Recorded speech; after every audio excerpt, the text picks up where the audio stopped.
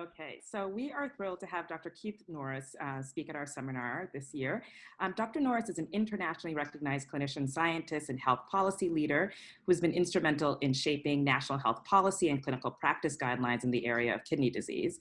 After attending Cornell University, Dr. Norris attended and graduated from Howard University College of Medicine, where he was inducted into the AOA Medical Honor Society. He then completed his residency training and chief residency in internal medicine before completing his specialty training in nephrology at the West Los Angeles Veterans Administration UCLA program.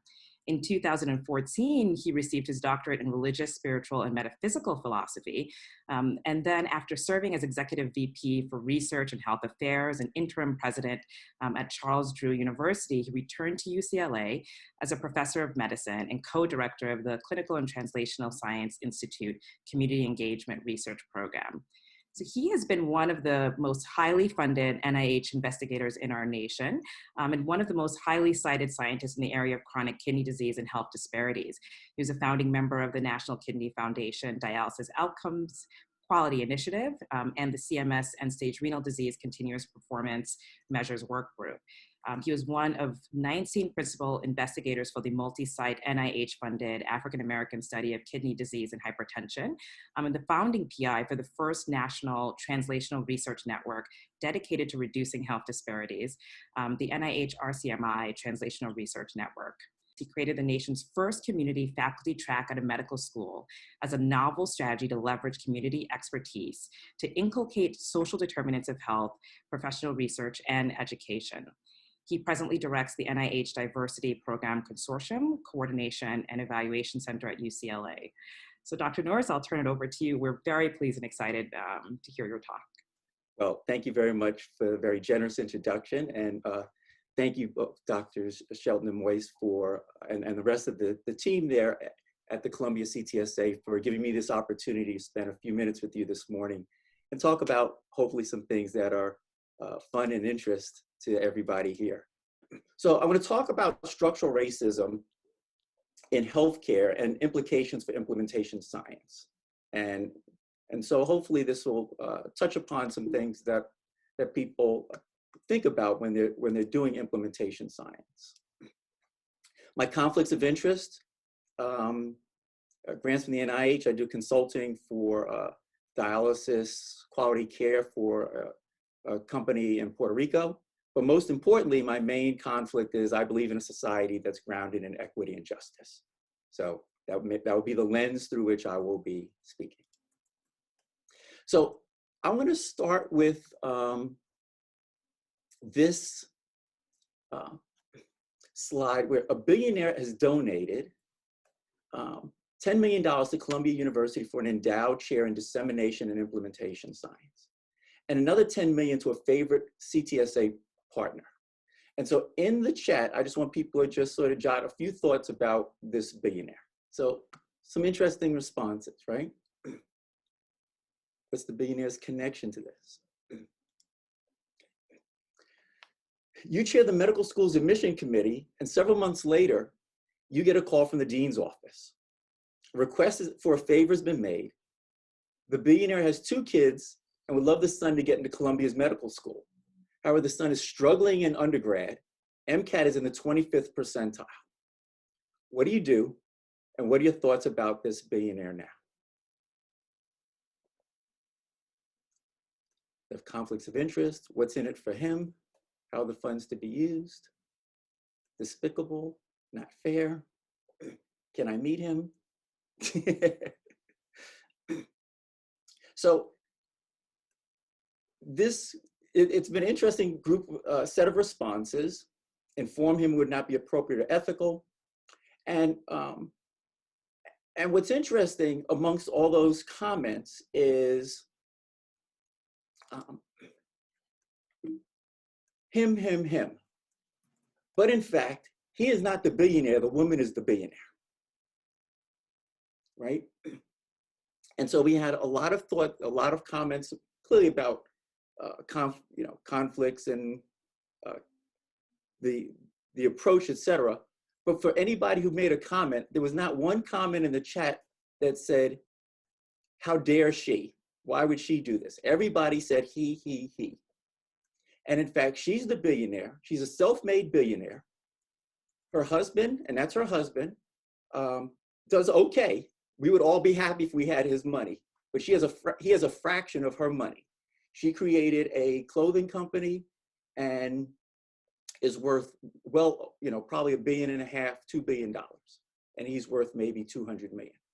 And so we have these sort of biases we bring with us that, from day to day, that we're sort of unaware of, right? And so the novelist Anais Nin said, we don't see things as they are, we see them as we are. And so we're looking through a lens of society that we've been conditioned to. And we frequently come up with views of society that, and our views reflect what society has shared with us, but not necessarily what we think our views are per se. So in thinking about biases, and particularly implicit biases, one thing that we tend to say in the medical profession is we have low level of bias because we're doing our best for every patient. We treat everybody the best we can. And this is data from the Harvard Implicit Association test and data on nearly 350,000 individuals from the nation who took the test with a Cohen's D score of 0.81, right on the border of a medium to a large racial bias, anti-Black bias. If we look at the lawyers, they're in the medium effect, 0.68. PhD researchers are 0.7. Physicians are 0.89, a large effect. So while we believe ourselves to be the least biased, we are one of the most biased professions out there, right? So it's something that we need to think about and be cognizant about and try to recognize that, in fact, it could be us when we're in different clinical settings. And so and when we're thinking about the research that we do and the research that we're designing, we need to be aware that there could be biases that we're taking into the research setting. So I think it's important that we consider a justice, equity, diversity, and inclusion lens when we're thinking about conducting dissemination implementation research.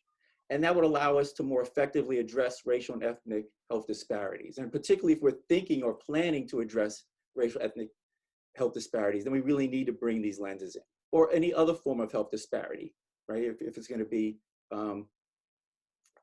based on sex, based on poverty, income, or other factors, then we need to be thinking about what are the biases we might be bringing to the table.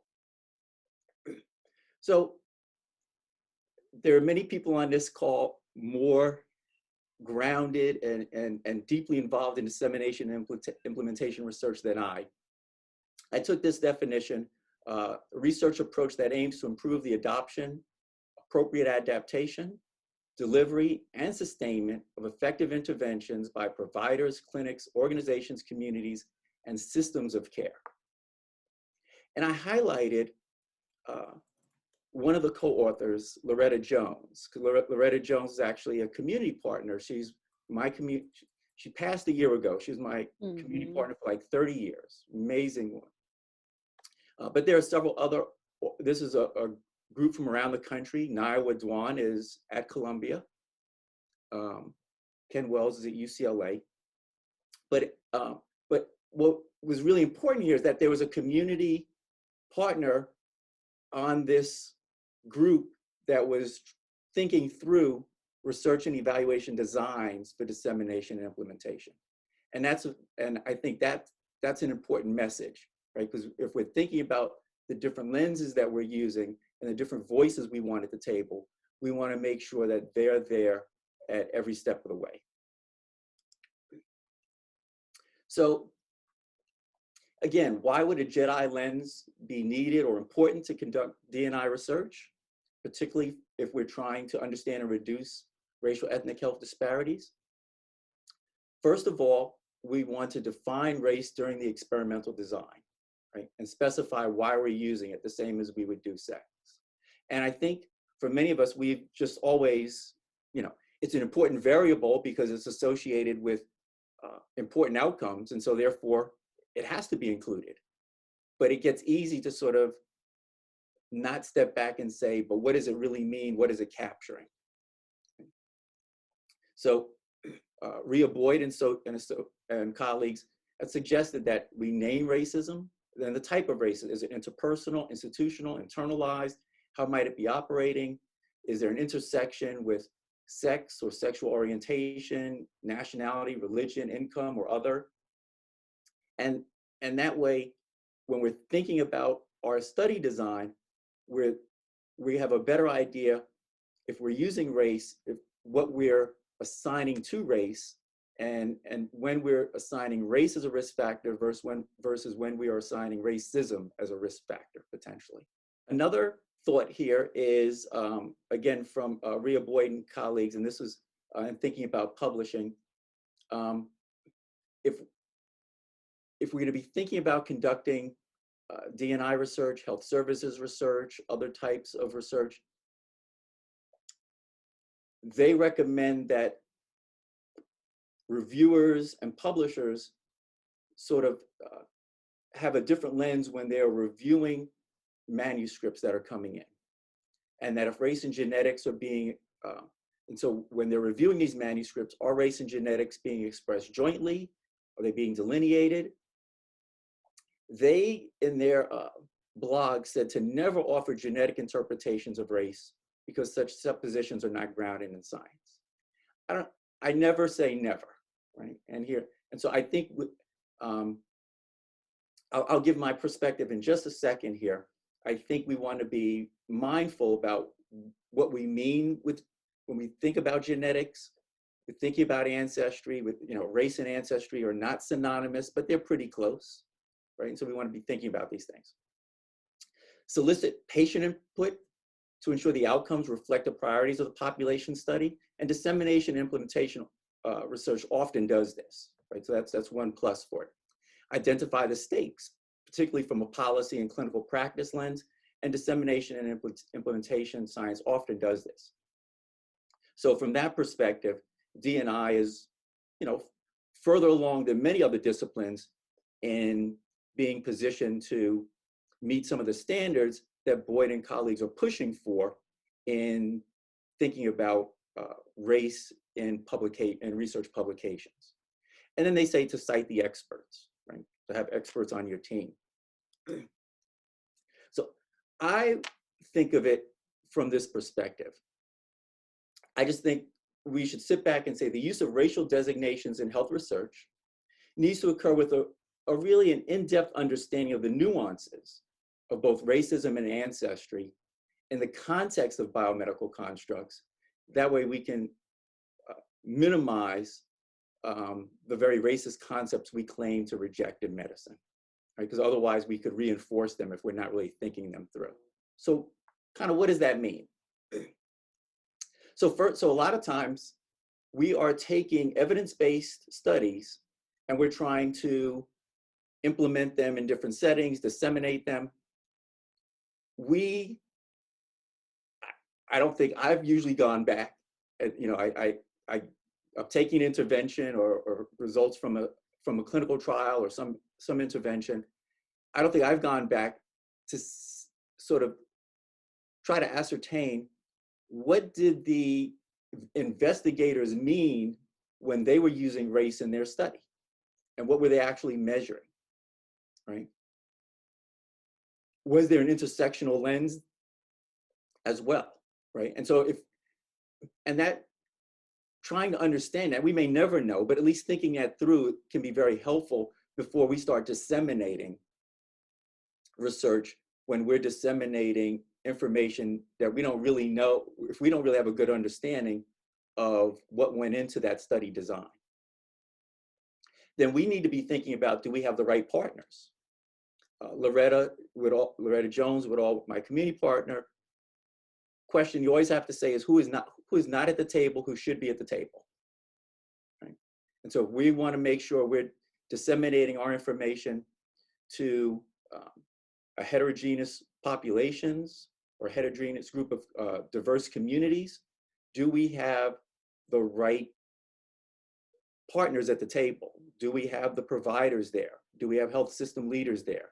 Do we have community leaders there? Are we really thinking through people who have different insights and understandings and different lenses that than we have as we're trying to think through how we're going to design our studies or move forward with implementation or policy recommendation. So when I think about structural racism and things that are going on in the country, I think it's important. I hear a lot of people say, oh my God, the system's broke, we have to fix it.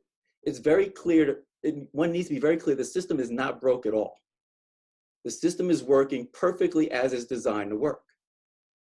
What is broke is our illusion of what the system is designed to achieve. Right? The system is achieving what it's going to achieve. Dr. Don Berwick, former head of CMS. And so when we think about what we want to do or we might do going forward, we need to be thinking about how we're going to address certain structures and certain systems in order to improve the health of our communities and to improve the health of our nation. So this is a cartoon from the World Health Organization that has a bunch of different elements of the social determinants of health. And so a lot of times when we're thinking about and moving into a space to think about structural racism, we're thinking about the structures and systems that impact health, and those usually come under the umbrella of what's called social determinants of health. And when Loretta was alive, we would talk about this, and we felt social determinants of health was sort of the polite way to talk about structural racism. Right? So you didn't have to say the word racism. You could just sort of say social determinants of health. The World Health Organization had 3 recommendations to improve social determinants of health at a global level. 1, to improve the conditions of daily life. 2, to tackle the inequitable distribution of power, money, and resources. Both of those are clearly just as important here in the United States as they are any place else in the world. And then what we're trying to do right now is to develop a workforce trained in the social determinants of health and raise public awareness about the social determinants of health. And so a lot of this has been happening at a much more intense level over the last 6 to 9 months. So when we think about these structural inequities, it's really this inequitable distribution of these social determinants of health. Globally, they can be due to a variety of reasons.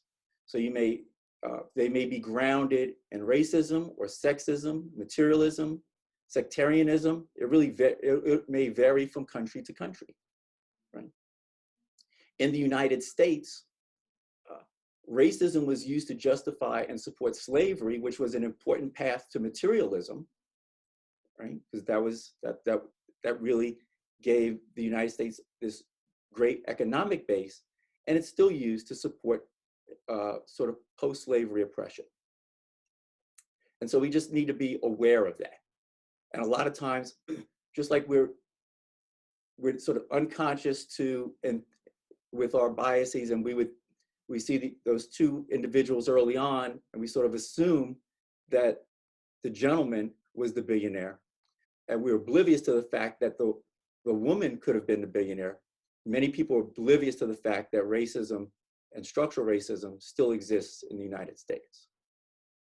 And part of that is because a key characteristic of structural racism is that it persists in policies and other structures in the absence of individuals who are explicitly racially prejudiced. So once it's there, it goes on by itself.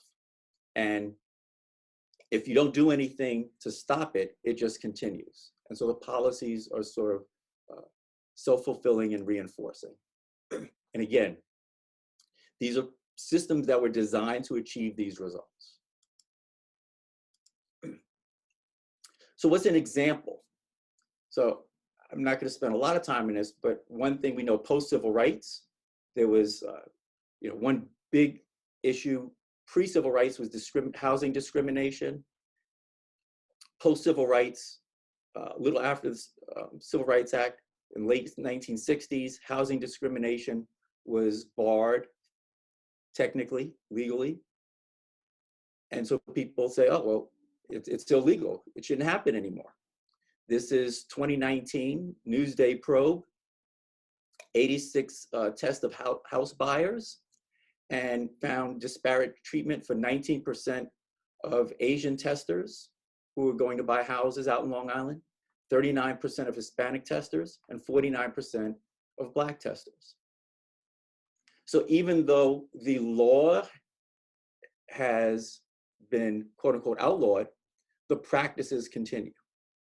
And these are things that people need to be aware of. So structural racism is defined by Bailey and Nancy Krieger as the totality of ways in which societies foster racial discrimination through mutually reinforcing systems, right? And housing, education, employment, we're very familiar with. Healthcare, we're familiar with. Criminal justice, it's been highly visible in the media. If I think about, we won't have time to take a poll, but if you just, for people in the audience, how many people, to yourself, know a close friend or family member who was killed in police custody? And we're not going to do a poll. My guess is it's not going to be that many, but it's probably going to be your faculty of color or staff or colleagues of color. I gave my first eulogy when I was 16 years old for a friend of mine across the street from me who died in police custody. I was 16, he was 17.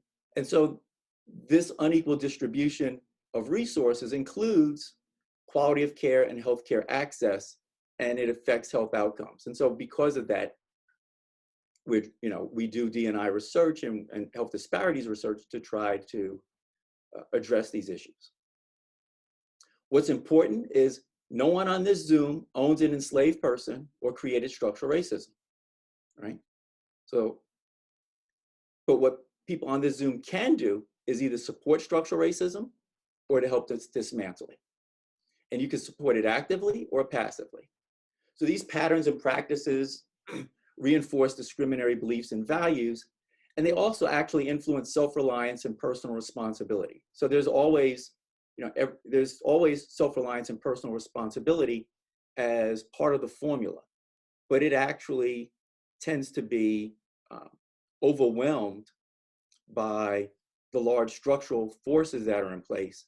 And so you find some people who are able to muster enough that they're able to overcome it, but that's only a paucity of the individuals.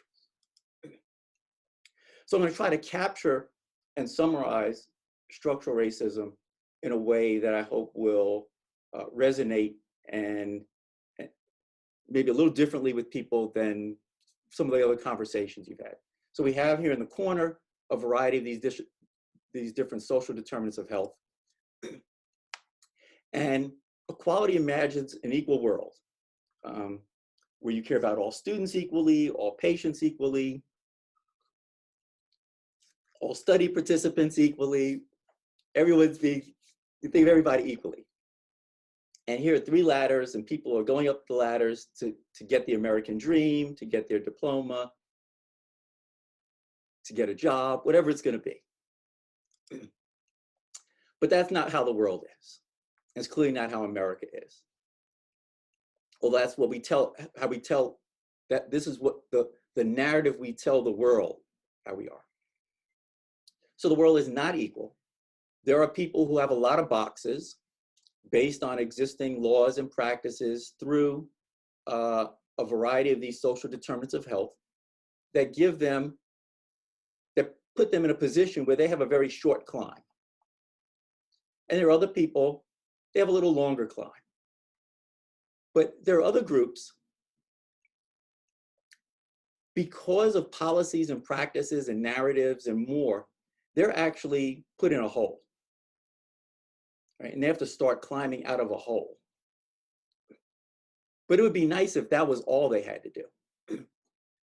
The real problem is the ladder is not normal. The ladder is broken. And so you're climbing out of a hole, but you have these implicit biases, microaggressions. You have different aspects of the social determinants of health, poor education opportunities, poor schools. So we think about segregation, we think about funding of the school systems. There's major differences in the amount of income per student in schools in white and non-white communities. It's approximately $2,200 per student per year less in a non-white community. If you look at a white wealthy and a white poor community, the difference is about $150 per student per year less. Okay. So that is the difference. So we have individuals because of systemic bias, because of bias and systemic racism, they're in this hole and the ladder is broken. And so we talk about diversity. Well, let's get more people in the game. And so now we're lining up all these people by this hole, by the ladder that's broken. And then we wonder why things aren't better. Right? So that's not really going to do, that alone is not going to solve it. It's important, but that's not going to solve it.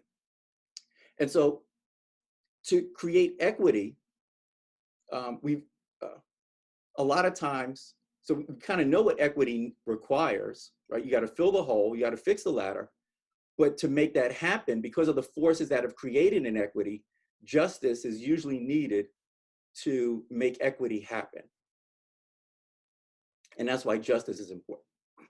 Now, what's also important is what you will frequently hear, many of the narratives you will hear is when individuals in the whole, groups that are put in a hole, then get a box or two, people who have other boxes say, I didn't get another box or two.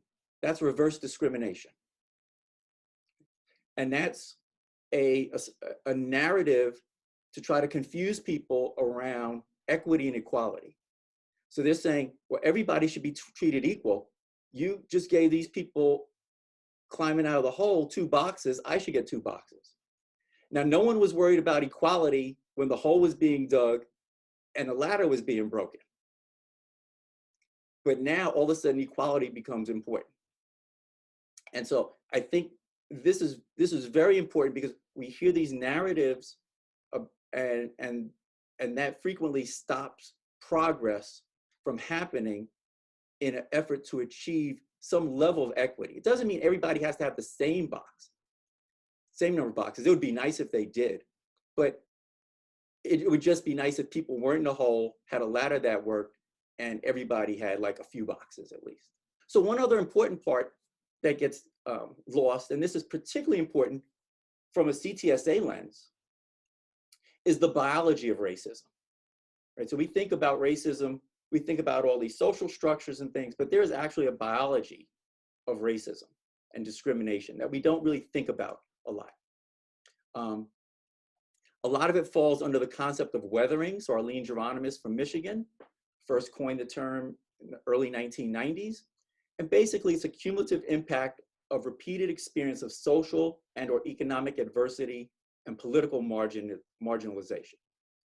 And here's an example of weathering. Look through the lens of President Obama and his term, where you can see in 2008, you look at his eyes, his hair, and he has a certain energy. 2017, he has a different look. His hair is gray. It looks a lot more tired, not quite the same smile. If you see him now, he looks a little more like he did in 2008. But here's someone, now there's a lot of stress as a president, but there's a lot of resources as a president. Right? So you can imagine a lot of stress without those resources. So this is data from the MIDAS study, where my associates Teresa Seaman provided this slide to me. And what this looks at is the percent of different aspects of a family in an individual and their family called adverse social determinants of health, right? So family receive public assistance, Black versus white families, much higher for Black families, low parental education, low status of parental occupation, higher rates of parental death and sibling death. Some of this due to health disparities, some due to criminal justice system, things of that nature. And so we see all of these excess adversities in childhood. When we look at adults, we look at major discrimination events, much higher in Black versus white individuals, everyday discrimination higher, major life events, and socioeconomic status adversity, again, much higher. And so what does that lead to? So in the MIDAS study, when they looked at a variety of biological markers as a insight into the physiologic role of weathering, we see an increase in a variety of cardiometabolic risk factors, fasting glucose, home insulin resistance, waist, BMI, all worse numbers than for the Black versus the white participants in MIDAS. Inflammatory markers, much higher in the Black than the white study participants. And this is despite the fact that the Black participants are 5 years younger than their white counterparts. Right? And so this is viewed as evidence of weathering. Another way to think about weathering, another way that people look at weathering is through its termed allostatic load. And again, it's the same concept, this increase in physiologic stresses that occur over time. And so usually this is measured by blood pressure and BMI and C-reactive protein, a variety of other markers. And and the higher the allostatic load is, there's a greater association with poor outcomes, including premature death.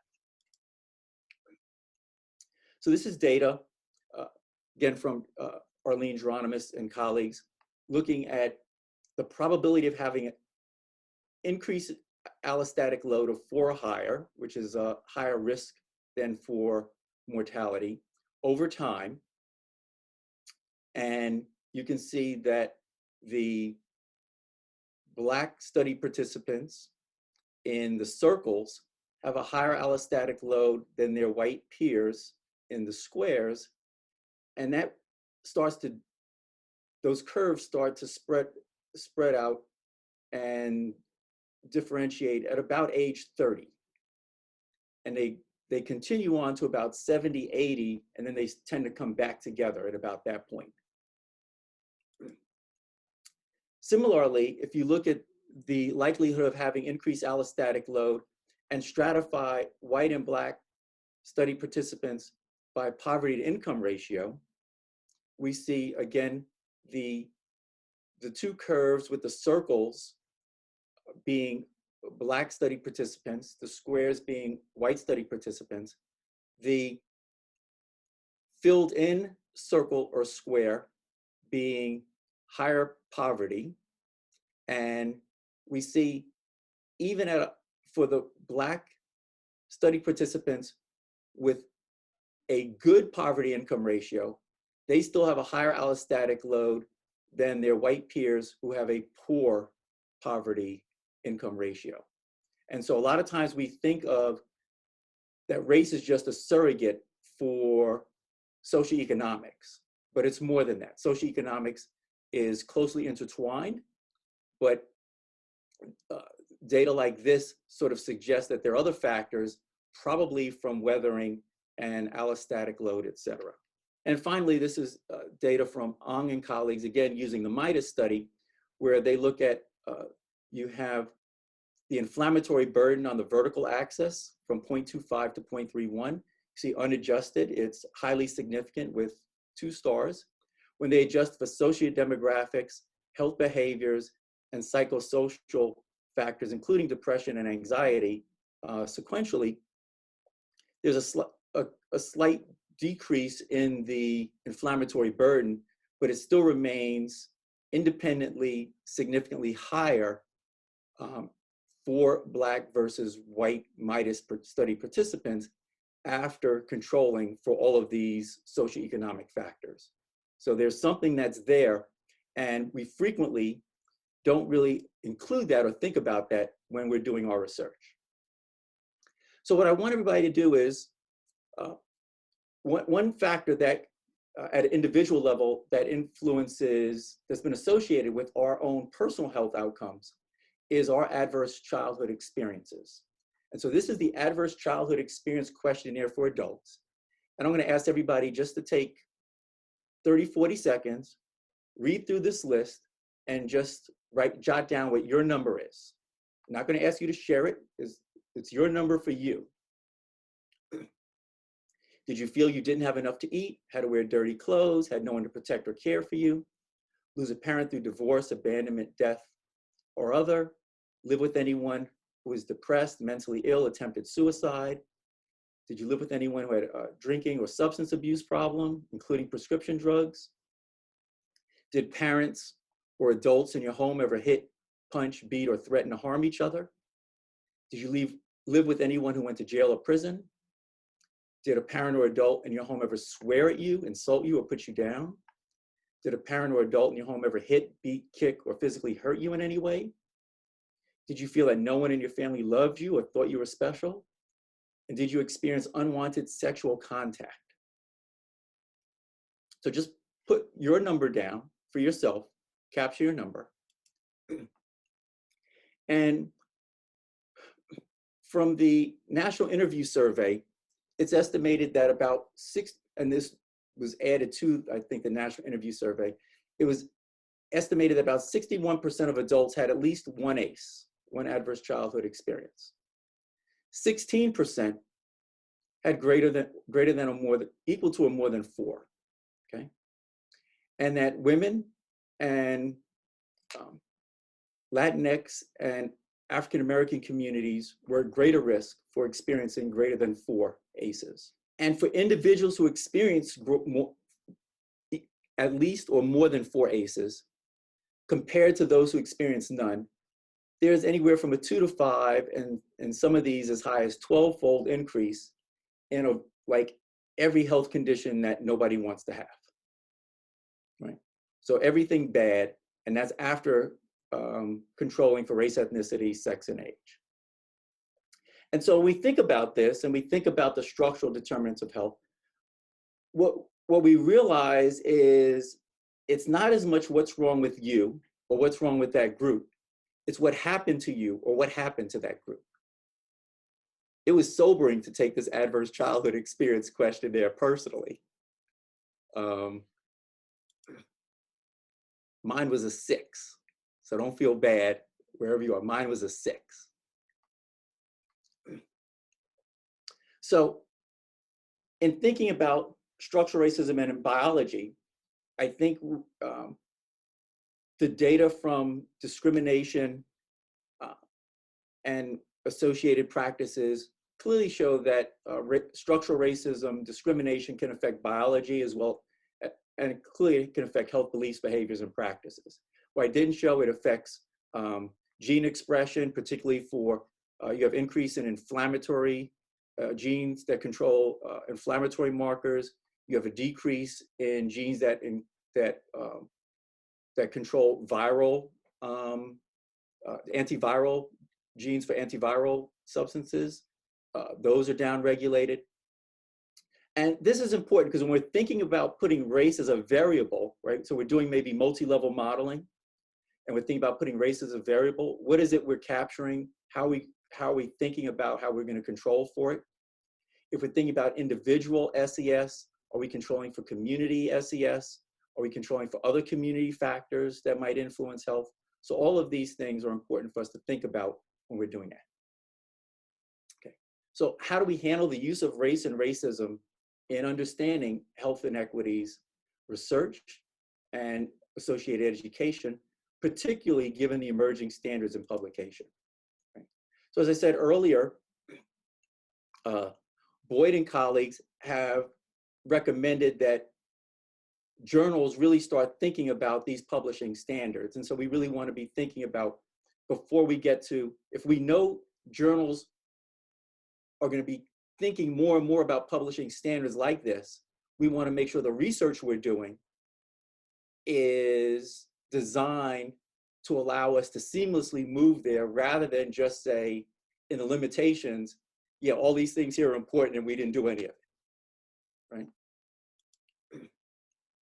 And again, these other factors that they put in there as potential considerations for publishing, right? And as I mentioned earlier, solicit patient input. We do that in dissemination and implementation research.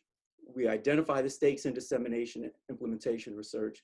And more we see in the CTSAs, there's inculcation of more experts in critical race theory and things of that nature, so that we really are thinking about race in a different way than we've done previously. So I just want to re-emphasize the use of racial designations in health research, in my view, must occur with an in-depth understanding of the nuances of racism and ancestry, the context of biomedical constructs, right? We just saw the influences it can have on all of these biological markers. Otherwise, we can reinforce the very racist concepts that we claim to reject. So again, how might this come out in D&I research? Well, a lot of D&I research, which might be focusing on addressing structural inequities and social injustices, we're thinking about there may be D&I research that's examining income and wealth inequality, and thinking about how to move that to policy, models of care that considers social risk. These multi-level research interventions, are we, really, I think we have the opportunity to really think these through more thoughtfully now that we have, a greater level of awareness about what structural racism might mean, what intersectionality might mean, how that might play out. And then that leads us to how we think about training both our colleagues as researchers and other healthcare providers. For institutional environments, improving access to high quality care, that's sort of been like the mantra for D&I research, right? Is really, how do we improve access to high quality care? How do we improve health systems so that the systems are providing high quality care in a consistent way to everybody who comes into the health system, right? What can we do to enhance the standards relevant to the patient's social circumstances? Again, very challenging for us to do on an individual level, but our institutions have a lot of sway, and we can use the power and leverage of our institutions to start having an impact on what our communities look like, right? And to move the needle forward to start addressing structural racism. Living environments, we can think about surveillance data and data integration. More importantly, cross-sectoral collaboration. So that's become really important now, right? We have a recent project.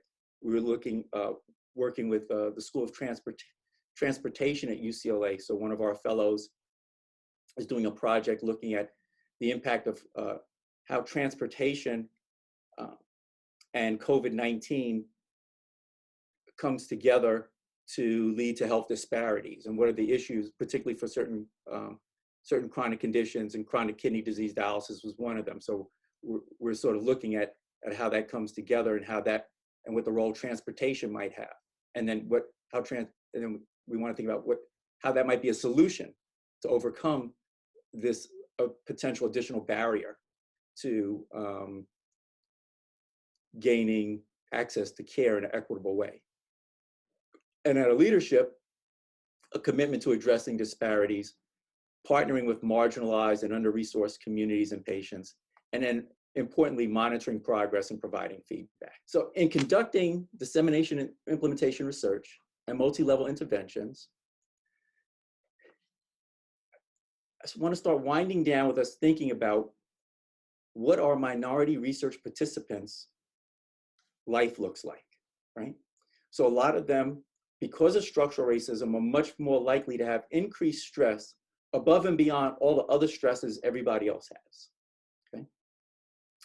And how might that stress impact their ability to optimally participate in a study, and how might it impact the health outcomes that they have when they're in a study? And that same process is important for our patients, and it's important for colleagues on our research team who are from marginalized groups. Okay? So we're gonna take a look at that in just, so when we think about these psychosocial stresses and the additional stress from poverty, discrimination, and other isms, it can affect our cognitive processing. So it's been conceptualized that we have this global workspace in our brain to do like so many things. And the more stress we have, particularly stresses around surviving and coping, these workspaces get realigned and our cognitive processing to do specific tasks declines. So what does that happen? What happens in that setting? So imagine you have a research participant who's from an under-resourced, marginalized community. They make their visit to the clinic, to Zoom, wherever you're engaging them, and then they go on. But in addition to everything else around the study, they're worried about the cost of food and housing. They have fears and apprehension, mistrust and stress from social injustices. The media is going crazy. And this really impacts, and they don't have a margin if something happens. They don't have the margin to cope effectively. You know, they don't have the resources. You know, they're trying to get on a visit to do for a study visit with you on the Zoom, but the kids are you have to do something on the computer or something.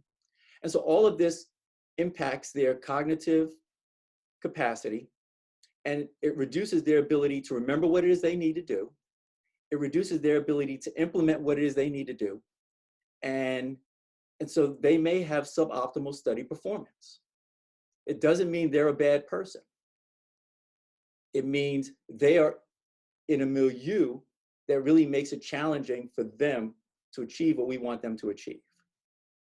And they're going to drop one of these balls, and our studies are more likely to be the ball that's dropped rather than the cost of the food or something that has to happen with their child. Right? And similarly for our patients, the same thing happens for our patients. When they come in, they have this same paradigm and they have these same stresses.